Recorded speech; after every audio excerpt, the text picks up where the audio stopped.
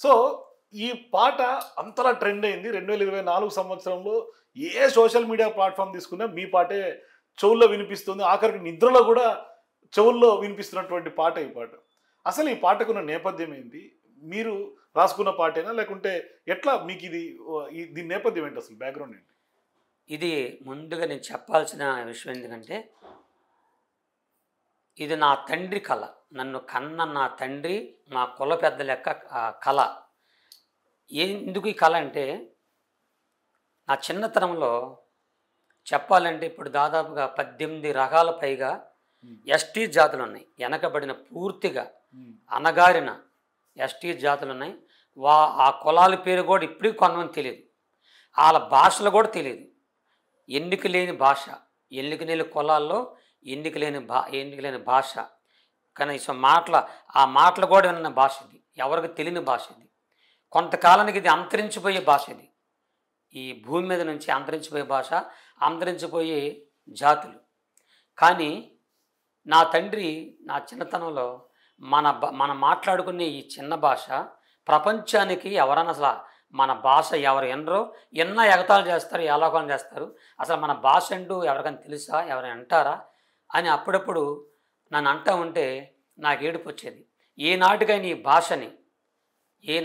భాష ప్రపంచంలో అందరూ కనీసం ఒక్క మాటన, భాష మొత్తం మాట్లాడపోయినా దాంట్లో ఒక్క పదమైన అనేకులు పలికేలాగా, వాళ్ళు విని ఆనందించేలాగా చేయాలని నాకు ఒక ఆశ కలిగింది. ఆశతోనే నా దేవుడు, నేను నమ్ముకున్న దేవుడు, నాకున్నటువంటి ప్రతి బలహీనతలు వచ్చి నా సృష్టికర్త, నేను నమ్ముకున్న నా దేవుడు యేసుక్రీస్తు ప్రభుని నేను ఎంతగానో ప్రార్థించాను, ఏడ్చాను. ఒక రోజున ఇలాగా మా కుల పెద్దలిద్దరూ అలాగే మా నాన్నగారు ఉన్నప్పుడు నేను ఇది ఊరిని ఇది పాడని వినిపిస్తాడు. మా నాన్నగారు ఒక రోగంతో బాధపడుతున్నాడు. మా కుల పెద్దలు కూడా ఏదో బాధలో ఉన్నారు. ఇది పాడగానే వాళ్ళు లెగిసి డ్యాన్స్ చేశారు. వాళ్ళ ముఖాల్లో నేను ఆనందం చూశాను, వాళ్ళ ముఖాల్లో సంతోషం చూశాను. ఇది చాలా, నేను పాడుతుంటే వాళ్ళు డ్యాన్స్ చేస్తుంటే నాకు కూడా ఆనందించింది. అప్పుడు ఇది కొన్ని సభల్లో నా 40 ఇది రాసే దాదాపుగా 40 సంవత్సరాలు అయిపోయింది.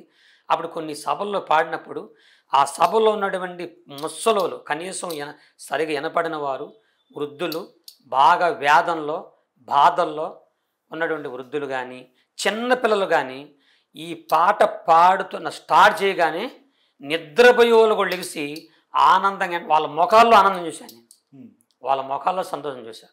ఆనాటి నుంచి ఈనాటి వరకు కూడా ఏ సభల్లో ఈ పాట పాడినా అందరూ కూడా ఆనందించేవారు. అది కులం కాదు, మతం కాదు, వర్గం కాదు. నేను అక్కడ పాడుతుంటే చాలామంది బయట నుంచి కూడా వచ్చి చూసేవారు, నన్ను చూసి ఆనందించేవాళ్ళు. ఇంకొకసారి పాడండి సార్ అనేవాళ్ళు. కాబట్టి కేవలం ఈ పాట ఆనందించాలని ప్రతి ఒక్కరి ముఖాల్లో కళ, ఆనందం, నవ్వు లేని వరకు కూడా, నీరసంగా ఉన్న వాళ్ళకు కూడా, బలహీనలు కూడా ఆనందించి సంతోషించి డ్యాన్స్ చేయాలని ఈ పాటకు పూర్తి అర్థం అది. సో ఇప్పుడు ఈ పాట మీరు పాడుతుండే జాన్ జగండ్రో అని, అసలు ఈ పాటకు అర్థం ఏంటి? మీ భాషలో అర్థం ఏంటి?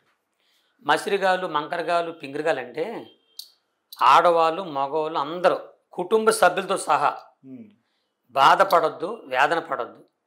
మనకంటూ మనం బాధపడినా వేదన పడినా విచారించడం వల్ల మనకు వచ్చే లాభమే లేదు. విచారించకుండా మనల్ని సంతోషించే ఒక భగవంతుడు ఉన్నాడు. ఆ భగవంతుడైనటువంటి యేసుప్రభుని దగ్గరికి వస్తే మీకు ఒక ఆనందం వచ్చిద్ది అనేది ఆనందించగలిగిన పాట అండి ఇది.